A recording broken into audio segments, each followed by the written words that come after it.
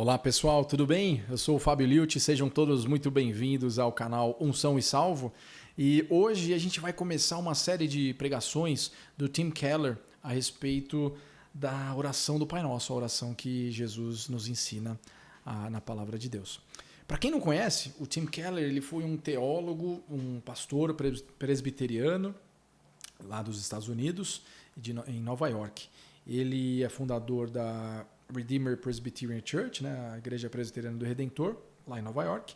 E ele também tem um projeto muito legal, que é a Redeemer City to City, que é uma organização sem fins lucrativos, que treina, que fornece recursos, que abençoa líderes aí evangélicos pelo mundo para ajudar na implementação, na formação de igrejas mundo afora. Tá?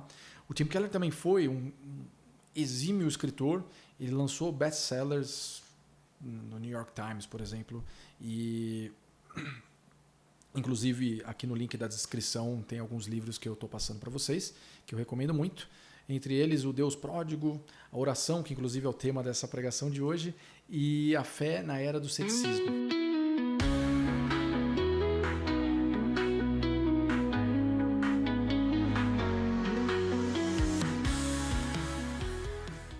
Bom, vamos lá então. Na vida, a gente tem que saber que existe uma grande diferença entre conhecer a Deus ou saber quem Ele é e realmente conhecer a Deus. Conhecer a Deus pessoalmente, se relacionar com Ele. Para a gente conhecer alguém a fundo, a gente precisa passar um tempo com essa pessoa, a gente precisa gastar um tempo legal com essa pessoa para se conhecer, se comunicar bem com essa pessoa. E se você é um cristão, a oração é essencial para ter um relacionamento profundo com Deus. A gente nunca vai conseguir se conhecer, ou conhecer a Deus, ou crescer no relacionamento com Ele, sem a oração. Então, enquanto a palavra de Deus é transmitida aqui através dessa mensagem que é do Tim Keller, mas é retransmitida aqui através de mim, Deus nos ensina por que a oração é a parte tão essencial da vida do cristão. Tá? Então, para a gente começar, eu gostaria de ler aqui nas Escrituras o texto que está em Gálatas, no capítulo 3, a partir do verso 26 até o capítulo 4, no versículo 7. E diz assim: Pois todos vocês são filhos de Deus mediante a fé em Cristo Jesus, porque todos vocês foram batizados em Cristo, de Cristo se revestiram. Assim sendo, não pode haver judeu nem grego, nem escravo nem liberto, nem homem nem mulher, porque todos vocês são um em Cristo. E se vocês são de Cristo, são também descendentes de Abraão e herdeiros segundo a promessa. Digo, porém, o seguinte: durante o tempo em que o herdeiro é menor de idade, em nada difere de um escravo, mesmo sendo senhor de tudo, mas está sob tutores e curadores até o tempo predeterminado pelo Pai. Assim também nós, quando éramos menores, estávamos escravizados aos rudimentos do mundo. Mas quando chegou a plenitude do tempo, Deus enviou o seu Filho, nascido de mulher, nascido sob a lei, para resgatar os que estavam sob a lei, a fim de que recebêssemos a adoção de filhos. E porque vocês são filhos, Deus enviou o Espírito de seu Filho ao nosso coração, e esse Espírito clama: Abba, Pai. Assim, você já não é mais escravo, porém filho, e sendo filho, também é herdeiro por Deus. Amém? Bom, o tema dessa série, então, como a gente já falou anteriormente, é a oração. E eu já queria começar dizendo uma coisa um pouco extrema, que é o seguinte: se você é cristão de verdade, a oração é a chave para tudo que você deve fazer e deve ser. É a chave central para tudo que um cristão deve fazer e ser. Mas se você está achando que eu estou exagerando um pouco, tudo bem, não tem problema. Eu vou dar alguns exemplos aqui, a gente vai fazer uma listinha para que você consiga entender um pouco esse ponto de vista. E o que eu quero dizer é que você não pode se conhecer a menos que você saiba orar. Porque na oração que você realmente consegue se enxergar como você é. Na oração, você deveria se sentir na presença de um Deus que é santo, que é majestoso, que é glorioso. E isso acontece quando você tem essa noção, essa perspectiva do que é estar diante de um Deus que é tão poderoso, glorioso e tão perfeito. É você sentir o holofote de Deus iluminando o seu coração, expondo a sua essência, e então é só na oração que você realmente enxerga com essa luz que vem de Deus quem é você. Caso contrário, a gente ia viver numa ilusão, porque todos nós temos uma autovisão, uma imagem da gente, da pessoa que a gente gostaria de ser, da pessoa que a gente já foi e da pessoa que a gente é, ou que a gente acha que é. Então, é somente através da oração que você realmente obtém o famoso, tão buscado autoconhecimento. Em segundo lugar, somente através da oração você pode mudar a si mesmo. Santo Agostinho disse que o que realmente faz você ser quem você é, não é tanto o que você pensa ou até mesmo o que você acredita, mas sim aquilo que você ama, aquilo que você adora. Então você pode até me dizer, Fábio, eu amo Jesus, isso já basta, tá certo?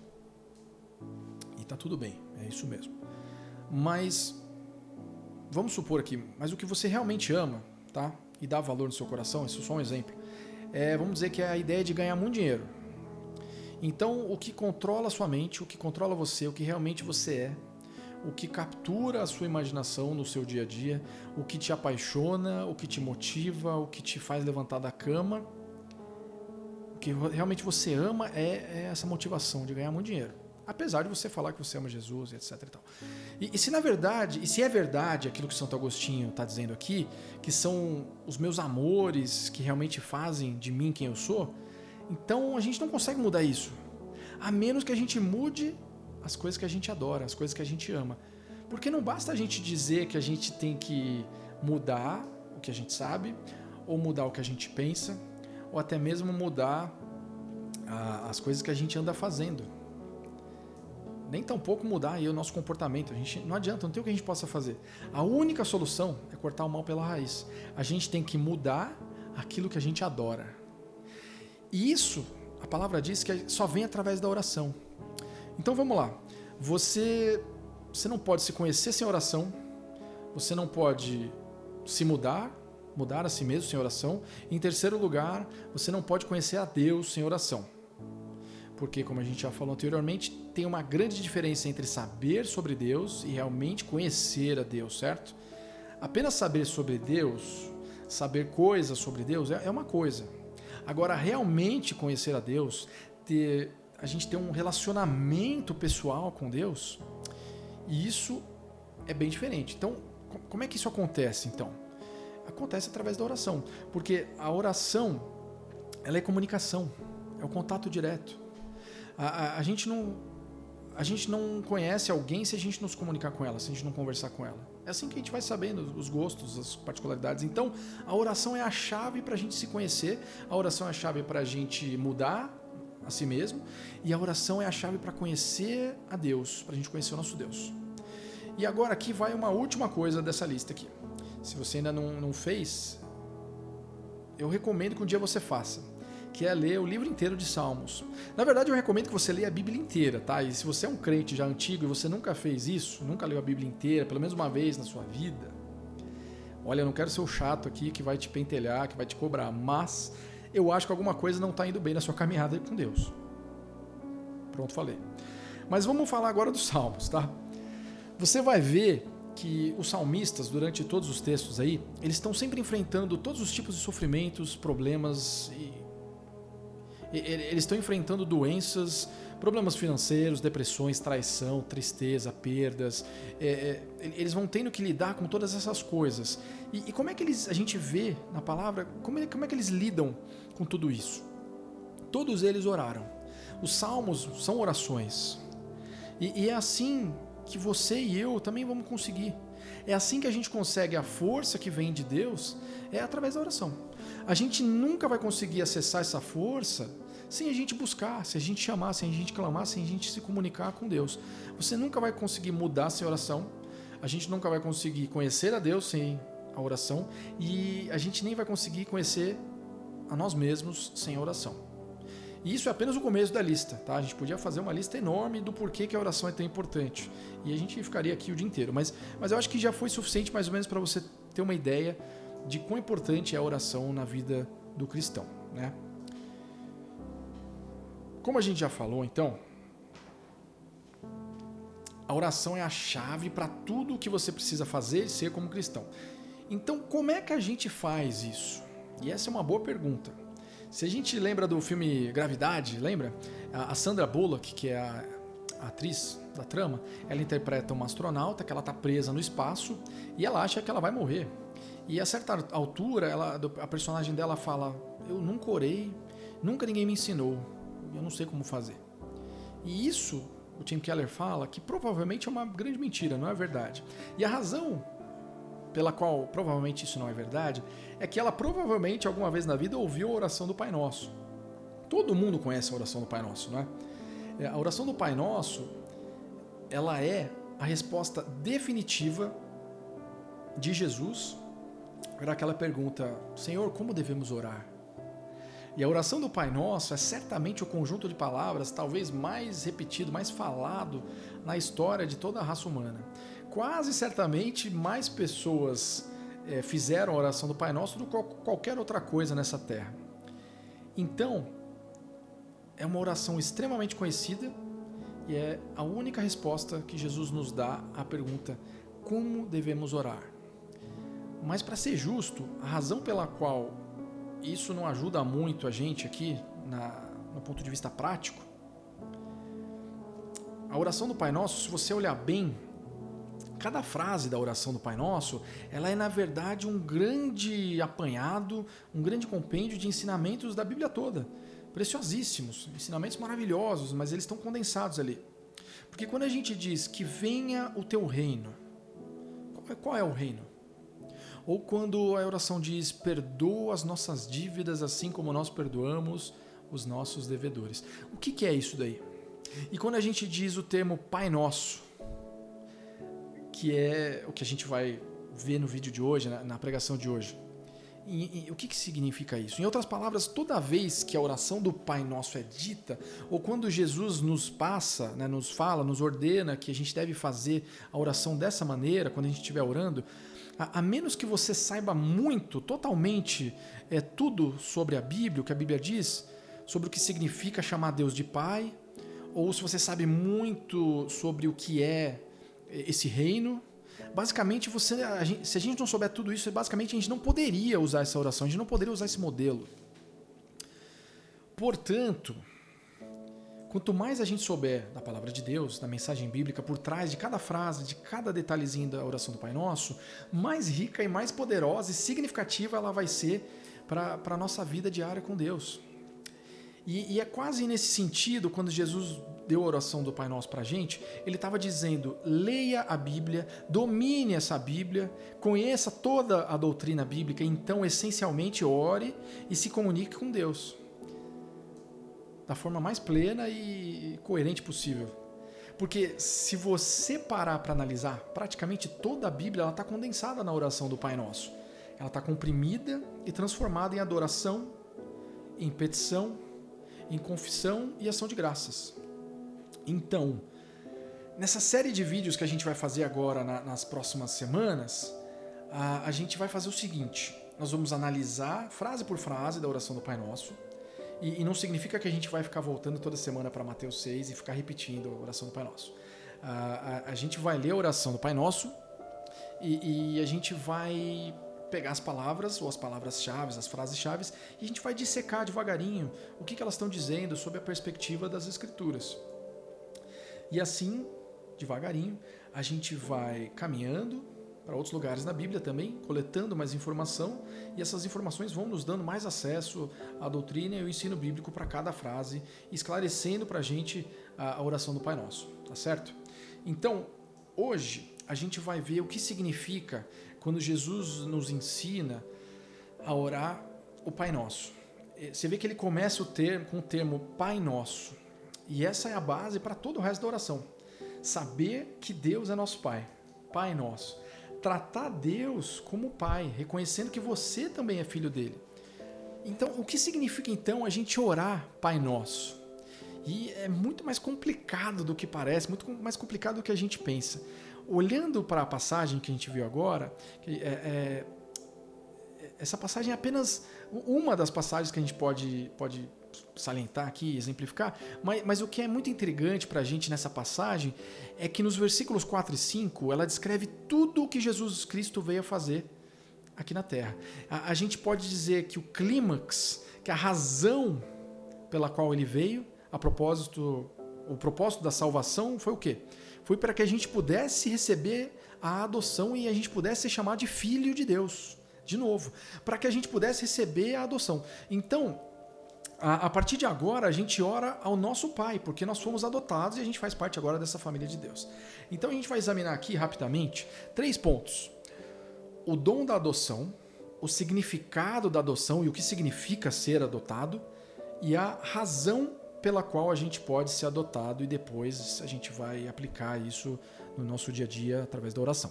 Então, vamos tentar repassar os 3 rapidamente aqui para poder dedicar mais tempo à oração propriamente dita, tá? Então a gente vai ver o dom da oração, tá? O dom da oração ele diz aqui no texto: em Cristo Jesus sois filhos de Deus mediante a fé. Em outras palavras, o que o texto está dizendo é que todos os seres humanos, pelo fato de serem seres humanos, não necessariamente são filhos de Deus. Jesus passou por todo aquele trabalho para gerar salvação, para que nós pudéssemos ser adotados, e é somente em Cristo Jesus a passagem para ter esse direito. O versículo 26 diz que somos filhos somente pela fé. Agora, algumas pessoas podem até me dizer que, Fábio, espera um minuto, isso é um pensamento muito egoísta, é exclusivista. Eu acho que todo mundo é filho de Deus. Todo mundo é filho de Deus. Tem aquela frase, né? Eu também sou filho de Deus. E até certo ponto, eu vou concordar com você, é verdade. Inclusive, a Bíblia diz que é verdade. Porque em Atos, no capítulo 17, quando Paulo estava lá em Atenas pregando no mercado para os filósofos gregos, e no verso 28, em certo ponto, ele diz: porque dele também nós somos geração. E aqui esse nós que ele fala é nós mesmos, no sentido plural da coisa geral, na criação inteira. Somos sua descendência, tá? Descendentes de Deus. E de fato a gente pode dizer que de uma forma geral, uma vez que Deus criou todos os seres humanos, ele é o nosso pai. No sentido que ele nos gerou, que ele nos fabricou, ele é a fábrica. Ele é a fonte do que gerou a gente. Da mesma maneira que a gente pode falar que o Henry Ford é o pai do automóvel, ou que o Thomas Edison é o pai da lâmpada, ou que o Santos Dumont é o pai da aviação. Por exemplo, você inventou alguma coisa, um aplicativo que deu muito certo, foi super bem sucedido e hoje você pode dizer que você é pai ou mãe desse projeto, desse negócio, entendeu? Mas no contexto de Gálatas, que a gente leu anteriormente ali, Paulo ele está falando de outra coisa. É uma coisa mais abrangente, mais específica. Você já ouviu falar uma frase bem piegas, assim, de filme, de novela? Você nunca foi um pai para mim.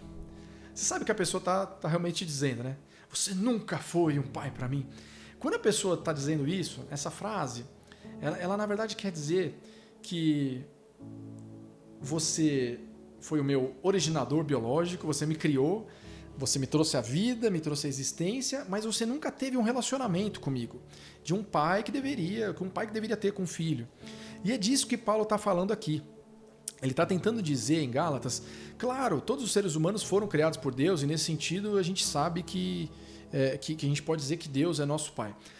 Mas no sentido que o Paulo... No sentido que Deus criou todo mundo. Mas se você deseja um relacionamento verdadeiramente de pai para filho com Deus, isso só vem através de Jesus Cristo. Jesus Cristo é a chave, é a conexão de volta para Deus como pai, como seu pai, que vai te dar uma herança. E eu quero ilustrar uma coisa aqui rapidinho. A gente percebe também que no versículo 26 de Gálatas 3... E no português isso a gente não nota muito, porque o gênero fica neutro aqui, mas o texto diz: todos vocês são filhos. E é um gênero neutro, a gente sabe que é para mulher e para homem. Filhos de Deus por meio da fé em Cristo Jesus. Mas no inglês, a tradução mais tradicional, que o Tim usa na pregação, ele usa sons of God, que é filhos no masculino. E aqui o Tim Keller fala que o sentido do texto em grego original, ele diz que em Cristo Jesus vocês são crianças de Deus, são filhos, child. E isso é legal de mencionar, porque quando o Paulo porque o que o Paulo está fazendo aqui, falando para os gregos, é muito radical para o pensamento da época. Porque a adoção é uma instituição legal, né? Hoje, se você adota uma criança, a gente vai lá, assina papéis, a gente recolhe os documentos e depois a gente entra mais a fundo nisso. Mas tem uma série de obrigações legais. E naquela época também era a mesma coisa. Mas quase sempre acontecia quando tinha um homem, uma pessoa tinha uma herança, tinha uma propriedade, e ele não tinha para quem dar, não tinha quem herdar aquilo. Então, quando você tinha esse homem que tinha uma grande propriedade e tinha muito dinheiro, ele não tinha para herdar, não tinha ninguém para herdar a propriedade, ele adotava alguém para se tornar o seu herdeiro. Era muito comum essa prática. E essa pessoa se tornava legalmente filho mesmo. Filiação, mesmo que nem na adoção de hoje em dia. E ele herdava tudo que a pessoa tinha, como um filho legítimo. Mas isso nunca era feito para as mulheres. Veja bem, as mulheres elas nunca eram adotadas para herdar alguma coisa. Eram sempre os meninos ou os homens que eram adotados para a herança. E é por isso que ser adotado significa literalmente que você foi adotado como filho. E no sentido do texto bíblico aqui. E agora é filho e também herdeiro. E as mulheres não eram naquela época, mas Paulo aqui ele teve a audácia de pegar uma instituição jurídica mundana, da qual só os homens participavam, e transformar ela, e dizer, isso é o que Deus faz por nós. Ele nos adota, ele nos faz herdeiros a todos, ele nos acolhe na sua família. E ele aplica isso a todos os cristãos. Então você vê que ele diz, então em Cristo Jesus, vocês são todos filhos de Deus, homens e mulheres, judeus e gentios. Porque você vê, imediatamente, ele diz, não há judeu, não há gentil, nem escravo, nem livre. Não há homem, nem mulher. E tudo isso para dizer às mulheres, ou para os gentios, ou os judeus, que vocês também têm participação igual na glória herdada através de Jesus Cristo. Você tem acesso igual ao amor e compromisso com Deus. Então, a gente vai entrar nesse detalhe daqui a um segundinho, mas foi uma coisa muito radical que Paulo fez. E ele está tentando dizer para as mulheres, então, naquela época, e também para as mulheres de hoje, quer saber? No mundo, mulheres, vocês nunca poderão ser filhas adotivas, mas na igreja de Cristo Jesus, vocês podem, vocês são. Vocês são herdeiras, vocês são iguais, tanto quanto os homens. Então, esse é o dom da adoção. É um dom, não é algo que a gente pode fazer alguma coisa para conquistar, entendeu? Ele nos é dado automaticamente a partir do momento que a gente é filho. É um presente que foi adquirido por Jesus Cristo e a gente leva junto. Mas o que isso significa? Bom, em 3 exemplos, a gente pode definir o que isso significa. Novamente, 3 exemplos.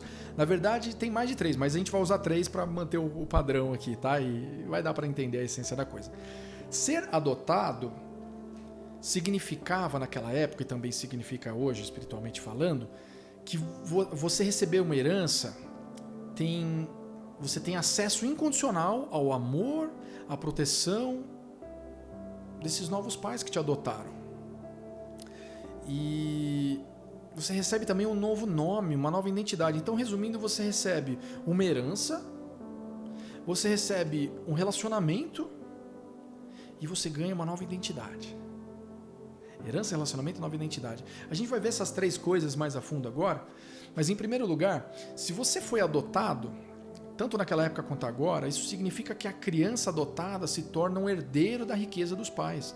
Isso significa que, por exemplo, se você inventou um aplicativo matador e agora você vendeu o seu negócio e agora você se tornou um bilionário, por exemplo, para chegar lá, você assumiu riscos, você teve que usar sua inteligência, você fez todo o trabalho e agora você é um bilionário e você mereceu, é justo, né? O trabalhador é digno do seu salário. Mas agora, se você adotar uma criança, essa criança ela vai ser rica também. pela sua riqueza. E ela não fez nada para merecer isso. Ela não trabalhou, ela não correu riscos, ela não usou a inteligência dela. Ela ganhou isso legalmente. É dela, porque você adotou ela. O texto diz, como você agora é filho para sempre, Deus também te fez um herdeiro. Então o que significa ser um herdeiro? Porque uma coisa é a gente ser adotado por um bilionário, então você vai ser rico, você vai ter tudo garantido automaticamente, e tudo que ele ganhou vai ser seu quando ele morrer, porque você é filho e você não mereceu, você não trabalhou e tudo o que eu acabei de mencionar aqui. Legalmente você está unido àquela família daquela pessoa, tá certo? E você vai ter parte daquela riqueza. Mas o que significa ser filho de Deus em Cristo Jesus? Quanto que vale esse Deus e o que isso significa? Qual que é o valor de tudo isso? Se a gente continuar nas Escrituras, em Romanos 8, tem um pequeno vislumbre disso. Paulo dá uma explicação e essa passagem é paralela a Gálatas 3, mas ela em Romanos 8, Paulo diz o seguinte: o Espírito que vocês receberam não é para torná-los escravos, para que vivam com medo, mas sim o Espírito que vocês receberam os trouxe a adoção para a filiação. E por ele clamamos Abba Pai. Então, nós somos como crianças, nós somos herdeiros adotados, criancinhas adotadas, herdeiras de Deus e co-herdeiros com Jesus Cristo, certo? Então, Paulo segue em frente e ele apenas fala algo a mais. Ele vai dar uma implicação, um vislumbre de um futuro, que não está nessa mensagem aqui. Tá? Então ele diz o seguinte: eu considero que os nossos sofrimentos presentes não são dignos comparados com a glória que será revelada em nós, pois a criação espera ansiosamente que os filhos de Deus sejam revelados. E olha que legal isso aqui que ele falou. Ele está dizendo que a própria criação, a natureza, vai ser liberta dessa escravidão e da decadência trazida pelo pecado, né? E vai ser trazida para a liberdade e para a glória dos filhos de Deus. O Tim está falando aqui que ele levou anos para ele entender esse texto e a gente está recebendo isso de graça. Olha que bênção. Então, a nossa herança é a glória. A gente vai receber a glória de Jesus Cristo. Jesus Cristo garantiu isso para a gente lá na cruz. Tá bom, Fábio, beleza, mas o que é a glória? Você sabe, a glória... Sabe quando Ezequiel tinha a visão de glória ou quando Isaías tinha uma visão de glória na Bíblia, por exemplo? Era aquela coisa suntuosa, absurda, que você não conseguia enxergar de tanta luz. E é aquilo ali. O que a palavra diz é que em algum momento, no futuro, eu e você, se a gente for filho de Deus mesmo, a gente vai ser glorificado. E isso significa que a gente vai ser tão dotado, mas tão preenchido, em graus tão inimagináveis de majestade, de perfeição, de felicidade, sabedoria, grandeza, e beleza, e bem-aventurança. E, isso vai acontecer com tanta força que até a natureza, toda a criação que agora se encontra nesse estado de decadência, vai vir com a gente. Porque hoje a gente tem sofrimento, hoje é morte na natureza, hoje a natureza está quebrada junto com a gente. Então, quando a glória descer sobre nós, a liberdade e a glória dos filhos de Deus vai ser tão intensa, tão explosiva, que vai envolver e curar toda a terra, toda a criação, a natureza do mundo e tudo que hoje tem de errado com ela. Isso é fantástico. A gente vai trazer o mundo todo com a gente, pessoal. A nossa glorificação vai ser incrível, vai ser assim, é muito mais do que vai muito além de tudo que eu consegui já imaginar para minha vida. Você não tem a menor ideia do quão feliz você vai ser, você não tem a menor ideia de quão linda você vai ser. A gente não tem ideia, a gente não consegue nem chegar perto de imaginar isso.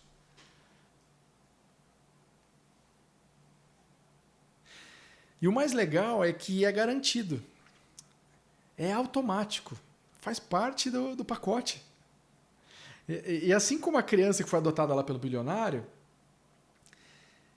eu não mereci, você não mereceu. Deixa eu te fazer uma pergunta aqui rapidinho. Você tem alguma ideia do quão maravilhoso, quão consolador, reconfortante é isso tudo? E se você pudesse caminhar todos os dias da sua vida com apenas uma fração, uma molécula dessa sensação que é ter a realidade dessa glória garantida que está por vir na sua vida. Como isso tornaria você mais capaz de lidar com todos os problemas, com todas as intempéries dessa nossa vida. Porque com tantas coisas que a gente enfrenta, tanta pressão, tanto sofrimento, tanta escuridão, tanta dificuldade, isso que a gente está falando aqui deveria ser tudo o que passa na nossa mente dia e noite e analisar se isso tem sido real na nossa vida, através da nossa vida de oração. Será que a gente já sentiu o gostinho dessa realidade alguma vez? Eu espero que a gente possa sentir de coração, chegar nesse ponto. Eu espero que até isso possa estar acontecendo aqui agora, um pouquinho.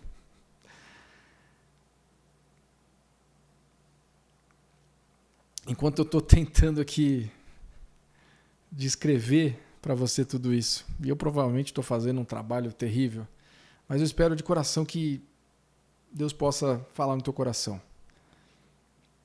Mas se você estiver, por acaso, começando a ficar, uau, eu não tinha pensado nisso, que legal.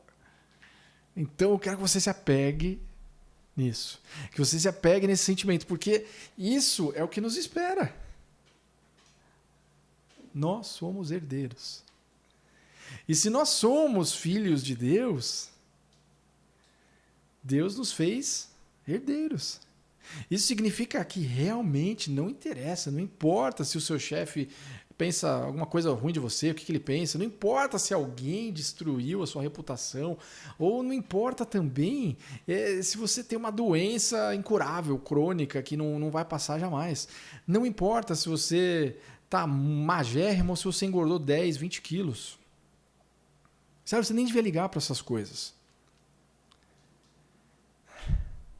Vamos supor que você tivesse, então, $1 trilhão ou de reais num banco lá na Suíça e, de repente, alguém conseguisse invadir tua conta e roubasse R$5.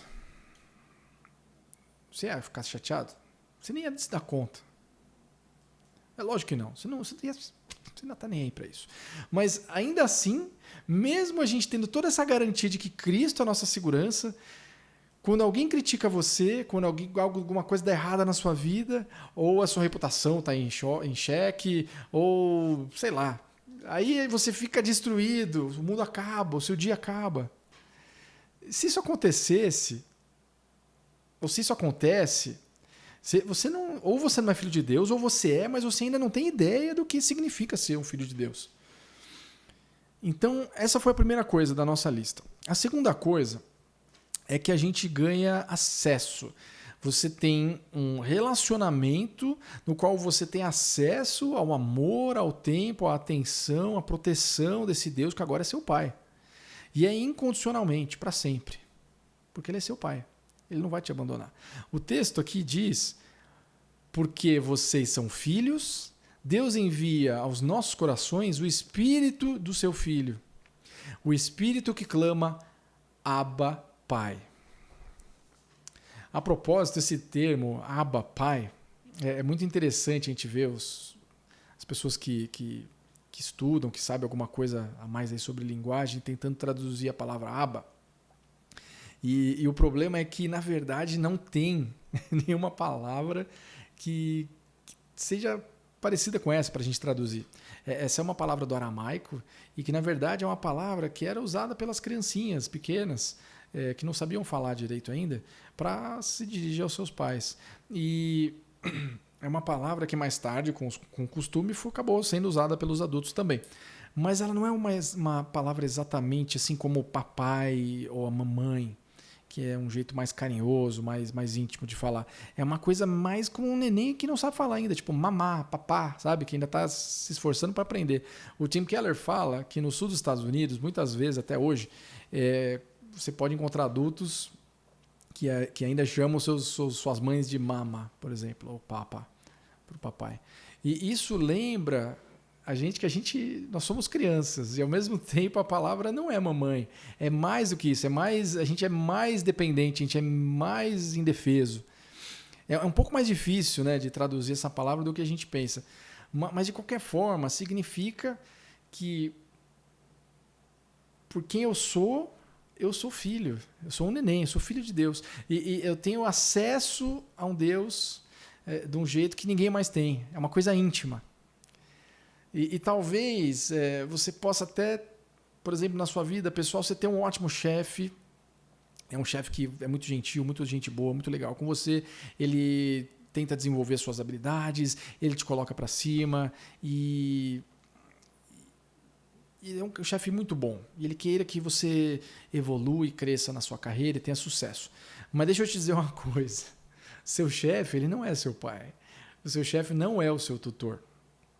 Quando você adota uma criança, você é o responsável legal por ela.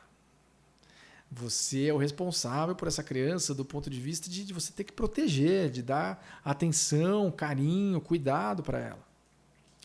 E essa criança é sua responsabilidade. Você tem que dar proteção, você tem que dar o bem-estar. Isso tudo é sua responsabilidade. É muito mais do que ser um tutor, assim, um olhador. Né? Então, assim, tem que ser... Assim é o tratar do pai para com o filho, certo? Mas o seu chefe, voltando para o chefe, não importa o quão bom ele seja, o quão gente boa ele seja, ele não é o seu pai, ele não é o seu protetor, guardião. Porque no final das contas, se você chegar atrasado, começar a chegar sempre atrasado, se você começar a dar mancadas e começar a fazer besteira, uma hora o seu chefe vai se encher. E ele vai te dizer, cara, olha, eu gosto muito de você, mas não tá dando, meu. Putz, eu me importo, eu quero que você seja feliz, mas aqui você está atrapalhando a empresa, cara. Eu vou ter que te demitir. Tchau. Pum, sai fora daqui. Mas os pais, eles não fazem isso. Nenhum pai faz isso. E se você tiver filho, eu tenho 2, você sabe bem do que eu estou falando. Eu só posso te dizer uma coisa, como pai, né, ao longo desses poucos anos de paternidade. Quando um dos filhos está agindo mal ou está gerando algum problema, você não simplesmente pega o teu filho e joga para fora de casa, joga na lata do lixo, doa. Você não demite teu filho. Na verdade, esses momentos que são difíceis, nesses momentos é que o seu coração fica ainda mais apegado com aquela criança, porque você quer fazer de tudo para que ela aprenda. E parece meio estranho, né? Mas não é, você vai entender. Porque quando você é pai, você ama. Ama, de verdade, ama muito. Então, eu não sei se você já ouviu falar da guerra de Jenkins Ear. Traduzindo ao pé da letra, é a guerra da orelha de Jenkins. Muito provavelmente você não ouviu falar. Eu mesmo não conhecia, vim conhecer aqui através dessa pregação do Tim Keller. E a guerra de Jenkins Ear, ela começou em 1739 e ela ocorreu porque um navio britânico que foi atacado por um navio espanhol... gratuitamente, assim, do nada, eles entraram em conflito. O espanhol começou a atacar o britânico e o navio espanhol atacou o navio britânico, subjugou, assumiu o controle lá da batalha e que seguiu dentro do barco lá. E o capitão do navio britânico era o Jenkins. E ele, no meio da batalha, ele perdeu uma orelha dele, teve uma orelha cortada. Bom, caiu a orelha no chão, ele conseguiu salvar a orelha ali, guardou ela, enfiou ela numa garrafa de uma bebida alcoólica e enviou lá para o parlamento do Reino Unido, da Grã-Bretanha. E numa sessão do parlamento, essa orelha foi retirada dessa garrafa, foi exibida, foi lido todo o relatório, ali a ata, né, do que aconteceu. E o resultado, como resultado, o parlamento declarou guerra à Espanha, simplesmente por isso, por causa de uma orelha. Olha que absurdo. Mas para você ter uma ideia, e é legal a gente comparar a relação de Jesus, de Deus com a gente. Porque, você vê, por causa de um ataque a um cidadão da coroa, a coroa considerou aquilo como um ataque à própria coroa. E olha só, isso é apenas um exemplo de uma solidariedade nacional ali. Se a gente parar para pensar, os laços familiares são muito maiores do que os laços sociais. Então, quando Paulo, na ocasião, ainda era Saulo, ele perseguia os cristãos e ele saía mesmo para matar. Ele saía para matar os cristãos. E então, ele no caminho para Damasco, então Jesus apareceu para ele e uma glória enorme aparece e Saulo literalmente cai do cavalo e você se lembra do que aconteceu. Você se lembra do que Jesus disse para ele, não lembra? Jesus vira para Saulo e fala: Saulo, Saulo, por que você está me perseguindo? Repare bem, Jesus não disse: Saulo, por que você está perseguindo eles, os cristãos? Olha que legal. Mas ele vira e fala, por que você está me perseguindo? Ele disse eu. E você sabe o que ele está dizendo? São laços familiares. Ele está dizendo o seguinte, você está atacando os meus, a minha família. Quando você ataca um, você ataca todos. E olha só, basicamente o que isso significa é que Deus está incondicionalmente comprometido com você. Você tem a atenção dele, você tem o ouvido dele, você tem o tempo dele, você tem o amor dele como pai. Mas tudo isso se dá somente por conta de Cristo. Você não tem nada de importante para que isso aconteça. Foi Cristo que fez isso por você. Então, Deus está legal, pessoalmente, incondicionalmente comprometido com você para sempre e eternamente. É isso que ele promete. E isso é um absurdo, cara. Porque a gente não merece. É um presente. Então, a gente vai para a última e terceiro ponto. Né? Eu vou tentar ser breve aqui para a gente não estender muito. Então, a gente recebe uma herança quando é adotado. A gente recebe acesso e tutela e cuidado. Mas, em terceiro lugar, a gente recebe também um novo nome, uma nova identidade. Isso significa que a gente ganha uma nova identidade. E essa nova identidade, segundo a palavra, segundo a Bíblia, ela significa que você não é mais um escravo. Você passa a ser um herdeiro, você passa a ser um filho. Olha que doideira, a gente era escravo e passou a ser filho. Você entendeu? A gente foi liberto. E agora o nosso Senhor não é mais nosso Senhor, Ele é nosso Pai. O texto diz, porque vocês são filhos, Deus enviou o Espírito de seu Filho aos nossos corações, então vocês não são mais escravos, mas sim filhos. É uma metamorfose maravilhosa, cara. A gente era escravo, servo, preso, acorrentado, e agora a gente vira filhos, herdeiros. Alain de Botton, sei lá, ele escreveu um livro, ele é um filósofo francês, na verdade ele é suíço, e ele escreveu um livro chamado Ansiedade de Status, ou Status da Ansiedade, não sei como é que fica a tradução em português. Ele diz que existem apenas 2 tipos de sociedade. Ele diz que você tem uma sociedade tradicional, muito comum na Ásia, né, nos países asiáticos, de uma mentalidade mais antiga, na qual o seu valor e importância na sociedade ele vem do cumprimento de certos papéis. Então você tem um papel social que você deve exercer. Então você tem que ser um bom pai, uma boa mãe, um bom filho, uma boa filha, um bom membro daquela tribo. Tá? Então na sociedade tradicional, a família significa tudo. A comunidade significa tudo e a sua liberdade individual, nem tanto, não significa muita coisa. Na verdade, às vezes não significa absolutamente nada. E o nosso trabalho, então, nesse tipo de sociedade, se resume em se adaptar e ser o bom filho, e ser a boa filha, e seguir à risca todos os protocolos e as regras morais daquela comunidade.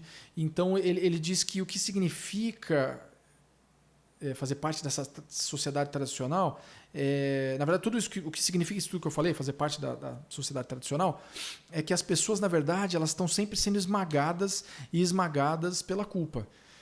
Porque você nunca vai ser bom o bastante.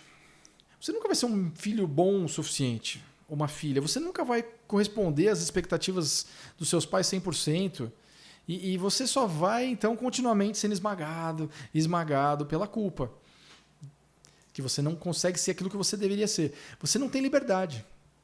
Aí você continua sendo aí, esmagado pela culpa, escravo desses padrões que você nunca vai conseguir atingir por mais que você se esforce a sua vida inteira. Então a gente vai para outra sociedade, é a sociedade ocidental, moderna. Uma sociedade que é igualitária, individualista, meritocrática, e onde você é que decide você quem decide quem você vai ser, e então você segue em frente com toda a confiança do mundo, e ele diz que nessa sociedade, ao invés da gente ser esmagado pela culpa, como na sociedade tradicional, a gente vai ser esmagado pela ansiedade. E qualquer semelhança com a nossa realidade de hoje não é mera coincidência. Você deve estar parando para se pensar, nossa, parece um pouco com o que a gente vive hoje, né? Mas olha só, nessa sociedade de hoje, ocidental, você não tem que ser só bom, você tem que ser o melhor. Você tem que ganhar dinheiro, você tem que ter uma boa aparência, você tem que ter o melhor carro, a melhor casa. Porque o que importa é como você se mostra para essa sociedade, é a sua aparência, como você aparenta, a sua imagem aparenta aqui na sociedade. Na sociedade tradicional, então, você pode usar até uma roupa velha, mas o importante é que você siga à risca aqueles conceitos, porque o que realmente importa é ser um bom filho, uma boa filha e cumprir o seu papel, o papel que a sociedade espera que você cumpra, aquelas demandas e etc. e tal. Na sociedade ocidental, a demanda é outra. Você tem que ter uma boa aparência, você tem que se impressionar, você tem que ser bem sucedido e você tem que pressionar as pessoas o tempo todo. Mas vamos lembrar o que o texto diz aqui então. Em Cristo, vocês são filhos de Deus e todos vocês que foram batizados em Cristo se revestiram de Cristo. O que isso significa? A gente sabe muito bem que o batismo não é o que gera a salvação. Mas o batismo, ele é o que nos identifica publicamente como filhos de Deus, como salvos por Cristo Jesus. E o que isso significa fazendo a comparação aqui com o que o Alain de Botton diz, é que se você está no mundo ocidental, você é esmagado pela ansiedade. Se você está no mundo tradicional, na sociedade tradicional, a gente é esmagado pela culpa. Mas nós que entendemos o que Paulo está dizendo aqui, que basicamente o que Paulo está falando aqui em comparação ao que o Alan falou ali, é que se o seu valor ele é medido baseado no seu desempenho, de uma forma ou de outra, fica bem claro que você também é um escravo. Mas se você souber que Deus não é mais seu chefe, e nem seu empregador, mas agora ele é seu pai, que você é aceito, que você é amado, então você está livre. Você não é mais um escravo do sistema ou da sociedade, você é um homem e uma mulher livre. E aqui está o motivo. A gente chega a isso através da palavra aqui. Quando você tem o desejo de fazer algo, quando você tem o desejo de fazer algo que você deve fazer e foi criado para fazer, daí então você é absolutamente livre. É isso mesmo. Então olha só, muitas vezes, muitas vezes a gente é obrigado a fazer coisas no nosso dia a dia contra a nossa vontade. Mas são coisas que são necessariamente a coisa certa a se fazer. Então a gente faz sem querer, mas a gente sabe que tem que fazer porque é a coisa certa a se fazer. Mas a gente faz com má vontade, a gente é obrigado a fazer. Então a gente fica constrangido, a gente não faz de boa vontade, é uma obrigação, é um peso, é um fardo. E a gente acaba fazendo porque tem que fazer, não porque a gente quer fazer. E aqui está a verdadeira liberdade. Essa é a verdadeira liberdade. A liberdade definitiva que o texto diz aqui é quando você deseja desesperadamente e se deleita em fazer o que você deve fazer e o que você foi feito, criado para fazer. E como isso pode acontecer? Como é que você pode ter essa liberdade interior, essa vontade genuína? A gente consegue ver isso na maneira como a gente recebe a adoção. E como essa adoção é dada de presente para nós. Voltando aqui para o texto, em Gálatas 4, os versículos 4 e 5, se a gente parar para pensar com bastante carinho, eles vão dar um resumo perfeito do que é o Evangelho. Olha só o que diz o texto. Quando, porém, chegou a plenitude do tempo, Deus enviou seu Filho, nascido de mulher, nascido debaixo da lei, a fim de definir ou a fim de redimir os que estavam sob a lei, para que recebêssemos a adoção de filhos. Mas então o que significa estar perante a lei ou sob a lei? Quer dizer que eu e você, a gente está devendo para Deus. Porque Ele nos criou e a gente deveria estar vivendo 100% entregues para Ele. Mas nós não estamos. Claramente nós não estamos. Então, nós devemos isso a Ele. E a gente não consegue, nunca vai conseguir pagar o que a gente deve. Só que a gente precisa pagar. Um dia a gente vai ter que pagar. Daí Jesus Cristo entra na história. Ele se torna um ser humano, ele cumpre a obrigação que era nossa e ele paga a nossa dívida. injustamente, porque ele era o bom filho, ele não devia nada. E ele vem e ele está sob a lei, ele vive a vida que eu e você deveríamos viver, ele cumpre essa lei, ele ama a Deus de todo o seu coração, ele ama o próximo como a si mesmo, mas no final da vida, ele redime a gente. Sabe por quê? A palavra redimir é uma palavra grega muito específica que significa, basicamente, pagar o preço que garante a liberdade de um escravo. Tem a ver com a escravidão, tem a ver com libertar alguém da escravidão. Ele literalmente cortou as nossas correntes. Ele pagou o preço que garante a liberdade de um escravo. E você sabe como ele pagou esse preço. Todo mundo sabe, muito claro. Foi na cruz. Na cruz, ele perdeu a oração. Na cruz, olha só, sempre que Jesus Cristo orava, sempre que ele se dirigia a Deus, ele falava com Deus, em qualquer lugar da Bíblia, com exceção de um, ele sempre chamava ele de Pai. Ele não dizia, ó Senhor Todo-Poderoso, Deus dos Exércitos. Não, ele dizia Pai. Repetidamente, várias vezes. E às vezes, muitas vezes ele chamava ele de papai, de Abba, de papá.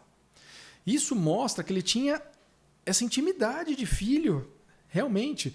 Ele mostra que ele tinha essa confiança. E ele mostra para a gente como a gente também pode ter isso. Então, a vida de oração de Jesus é sempre marcada por Pai, Abba, Pai, Pai, Abba, Papai. E só uma vez em toda a Escritura, ele fala com Deus não como filho. Ele não chama ele de pai.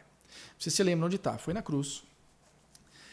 Na cruz, ele está, apesar de não estar mais chamando ele de pai, ele ainda continua amando a Deus. Porque ele diz, Deus meu, por que me abandonaste? Por que me desamparaste? E ele ainda está amando a Deus. Ele fala, meu Deus. Ele reconhece que ele continua sendo Deus. E ele ainda está obedecendo a Deus. Ele, meu Deus. Ele repetidamente chama Deus, meu Deus. Mas ele não diz pai. Sabe por quê?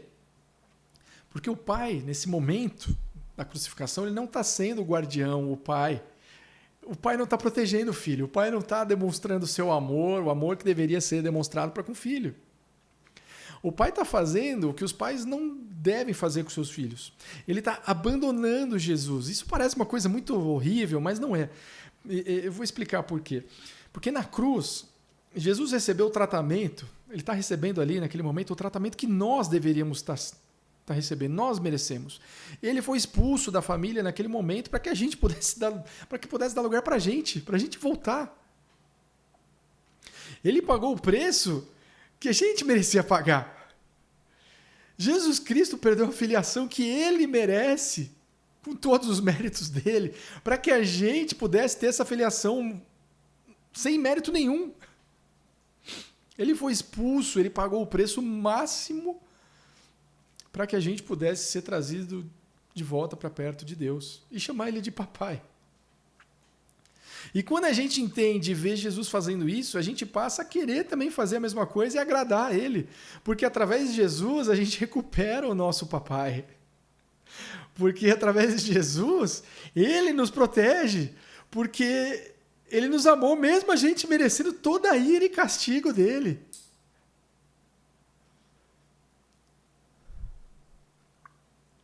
A gente não deve obedecer a Deus só porque essa é a única maneira de escapar da condenação eterna. Olha, eu entendo que eu não quero fazer isso, mas eu vou fazer porque, né, sabe como é que é, né? Senão eu vou para o inferno, né? Então esse é o jeito de eu escapar do inferno, então eu vou fazer. Mas seu coração não está ali, cara. Você não está afim de fazer. Não e não. Isso não é liberdade. Isso é fingimento. Aqui está a verdadeira liberdade, definitiva. A liberdade é ver a lei de Cristo cumprida e ouvir a sua voz que perdoa, transformar um escravo em uma criança e transformar o que era um dever pesado em uma escolha espontânea, que é leve. Mais uma vez, ver a lei de Cristo cumprida e ouvir a sua voz que perdoa, transforma um escravo em uma criança e transforma o que era pesado, um dever, é uma escolha que é leve.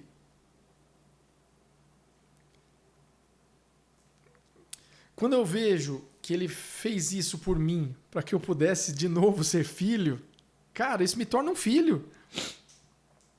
Isso me constrange, me deixa mal, porque eu não merecia isso. Coitado, ele não merecia passar por aquilo. Não apenas legalmente, mas agora realmente de verdade. Sangue. Foi derramado sangue. E agora eu quero agradar ele. Agora eu quero fazer algo por ele. Ele transforma o escravo em criança. E o dever em escolha. É algo que eu quero agora fazer. Eu estou livre. Isso é liberdade. Agora você percebe o que significa orar o Pai Nosso? Você sabe o que isso significa? Não é apenas um sentimento gostosinho, fofinho, de carinho. Quando você diz que gostaria de chamar Deus de Pai, quando você chama Ele, assim que você diz Pai Nosso, isso é feito em nome de Jesus. Tem que passar por Jesus para chegar no Pai. E algumas pessoas podem até dizer, mas a oração do Pai Nosso não termina em nome de Jesus. Né? A gente não fala em nome de Jesus. Jesus não fala isso. Mas a gente não precisa terminar em nome de Jesus. A gente não precisa porque nas primeiras palavras da oração, que é o Pai Nosso, e a gente fez aqui todo um tour pela Bíblia, a gente agora você já sabe que você não tem o direito de ir a Deus e dizer Pai Nosso, a menos que seja por Jesus. Então a gente tem essa consciência de que a gente só pode falar Pai Nosso por causa de Cristo.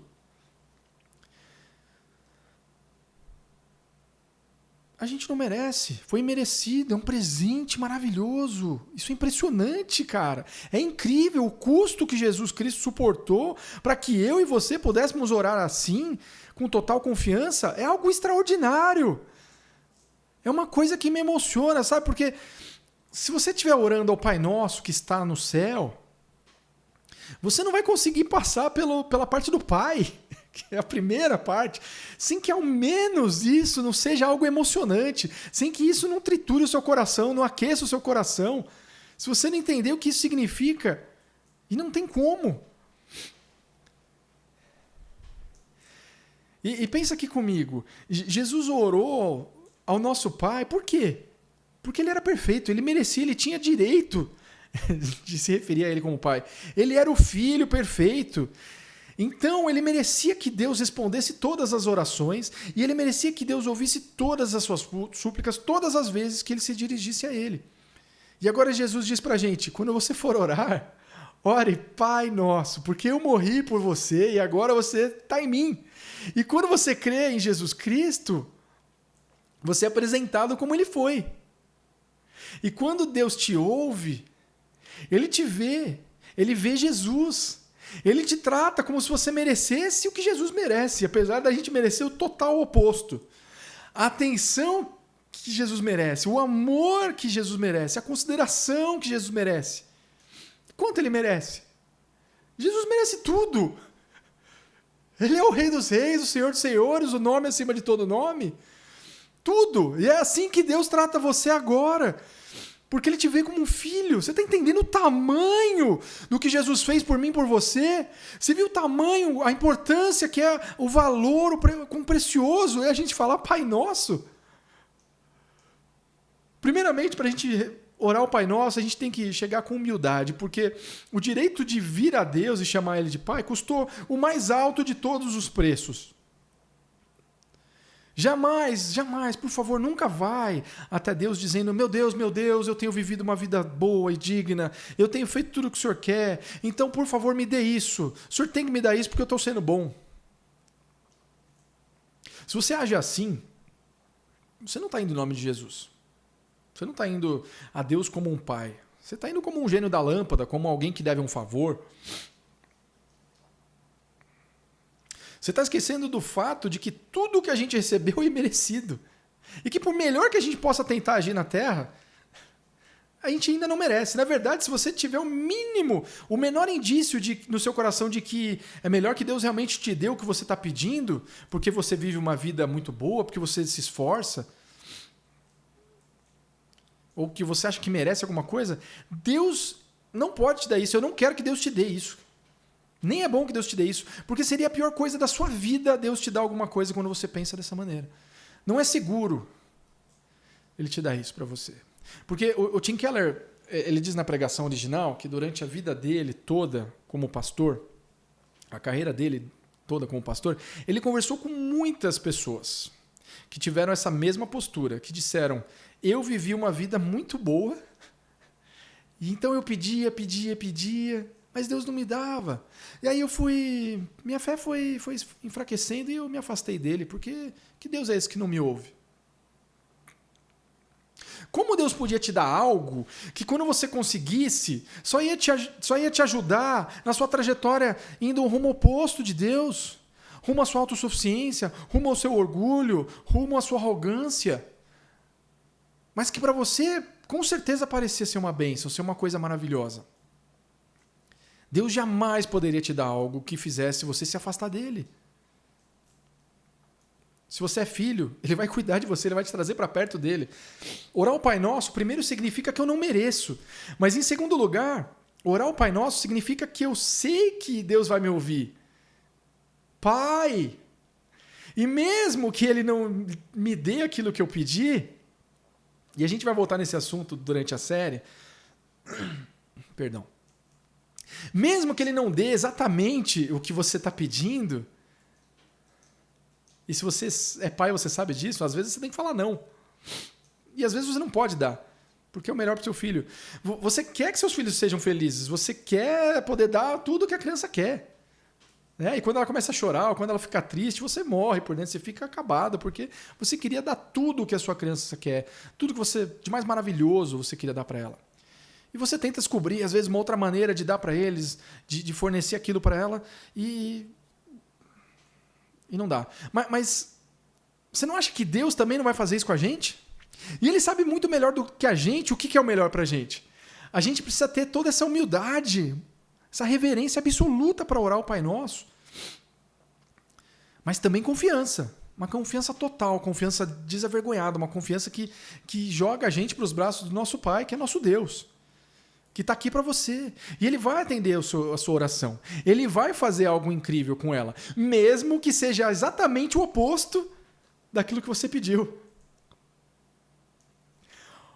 Ou mesmo que a resposta seja um não. Ou um silêncio. Por último, então, a gente ganha intimidade. Abba, Pai. E é quando o Espírito Santo entra no meu coração e no seu, e o que isso significa é que se você é filho de Deus mesmo, então você tem a possibilidade de, em oração, ter essa experiência, essa proximidade, esse abraço, sentir esse Deus perto de você, da alegria do amor de Deus que você nem sequer começou ainda a experimentar. Thomas Goodwin é um puritano do século XVII, e o Tim Keller, na pregação original, ele conta uma história que o Thomas Goodwin compartilha, e ele diz que ele estava andando sozinho na rua, e na frente dele tinha um homem e um menino, uma criança, que era o seu filho. E o Tim fala que essa história significa muito para ele, e é por isso que ele acaba usando em muitas das pregações dele. Né? Então, se você assiste as pregações originais do Tim Keller, talvez você já tenha ouvido essa história. Então, a história basicamente é, um homem e seu filho estavam andando, e a certa altura o pai vira, pega o filho no colo, dá um beijinho nele e fala, eu te amo, filho. E o garotinho abraça o pai e diz, eu também te amo, papai. Aí o homem coloca o filho no chão e eles continuam a sua caminhada. E o Tom Goodwin, ele reflete dessa maneira, ele faz a seguinte pergunta. A criança, quando estava no colo do pai, nos braços do pai, ela era legalmente mais filha dele do que quando ela estava no chão? Ou não? E a resposta é não. Mas ele estava vivenciando aquela relação de pai e filho. Ele era tão filho no chão quanto no colo, mas no filho no colo ele estava abraçando o pai. E quando a Bíblia diz, o Espírito Santo entra no seu coração clamando Abba, Pai, ele te dá esse sentimento de você ter o privilégio de chamar Deus de papai. Significa que a função do Espírito Santo é te dar essa sensação de proximidade com o Pai. E te dar essa sensação de realidade do amor de Deus. Então, Que a gente realmente sinta esse abraço, que a gente realmente sinta esse beijo, essa proximidade do nosso Pai. A gente está se contentando com muito pouco em relação à oração. A gente está se contentando com muito pouco da experiência que realmente o Espírito Santo nos dá.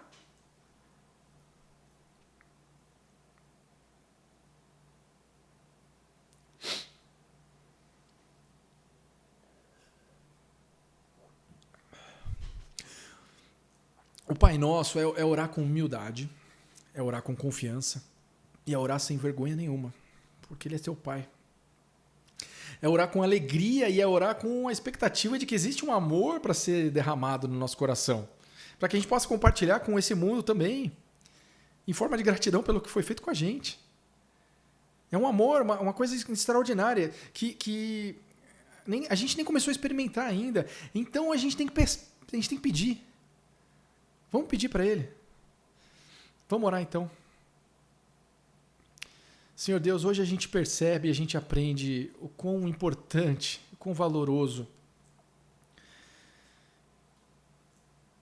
é o privilégio de a gente poder te chamar de Pai, Senhor. O que o Senhor Jesus teve que passar, Pai? Teve que pagar o maior dos preços, aquilo que eu e todos aqui deveríamos pagar, Pai. Uma dívida impagável, que jamais, com todo o esforço, com toda a nossa sabedoria, com todas as nossas forças, a gente algum dia poderia pagar. A gente merecia a sua ira e ela foi depositada no Senhor Jesus. E através disso a gente hoje pode te chamar de Pai. Papai, a gente pode te dar um abraço, Senhor. A gente pode contar com o Senhor, com a sua proteção, com o seu amor, com o seu cuidado. Pai, muito obrigado, Senhor, mas nos ensina a orar, Pai. Que o seu Espírito possa nos ensinar a se dirigir ao Senhor com humildade, Pai. Em gratidão, Pai. E não com petições vãs para realizar somente os desejos do nosso coração. A gente sabe que você é um Pai, e o Pai cuida do Filho. E todas as coisas vão ser acrescentadas, Pai. Abençoe todo mundo que está assistindo, Pai. Abençoe todos os irmãos da Igreja de Cristo, por todo mundo. Eu te agradeço, Pai, pelo privilégio de ler a Tua Palavra. Em nome de Jesus, Papai. Amém. Deus abençoe. Até o próximo episódio.